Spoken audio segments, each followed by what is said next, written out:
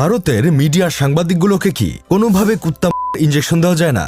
না মানে কুত্তা পাগল হলে ওরা তো সর্বসাধারণের জন্য বিপজ্জনক হয়ে যায়, তখন তো তাদের ইঞ্জেকশন দিয়ে নিধন করে ফেলে। তেমনি এই হলুদ সাংবাদিকগুলো সমাজের জন্য ভয়ঙ্কর, ওদেরও কুত্তা ইঞ্জেকশন দিয়ে নিধন করে ফেলা উচিত। ভাইরে, স্টার জলসা জি বাংলা সিরিয়ালের কাহিনীকেও হার মানাবে ভারতীয় দাদাদের নিউজ চ্যানেলগুলো।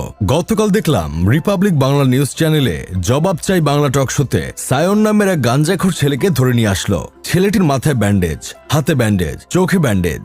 এই ছেলে নাকি 2 দিন আগে বাংলাদেশে এসেছিল। ছেলেটির পরিবার নাকি নিষেধ করেছিল বাংলাদেশে যেতে, কিন্তু ছেলেটি বলেছিল বাংলাদেশে তো বাঙালিরাই থাকে, ওরা তো আমাদের মতো মানুষ, ওরা আমায় কিছু করবে না। কিন্তু ছেলেটি বাংলাদেশে আসার পর নাকি ছেলেটিকে বাংলাদেশের সবাই কুত্তা মার মেরেছে। ছেলেটির অপরাধ, ছেলেটি ভারতীয় হিন্দু। বাংলাদেশের মানুষজন নাকি ভারতীয় হিন্দু বলে চিল্লাতে চিল্লাতে ছেলেটিকে মেরেছিল। ছেলেটি ভারতীয় হিন্দু ছিল বলে আশেপাশে কোনো মানুষ ছেলেটিকে সাহায্য করতে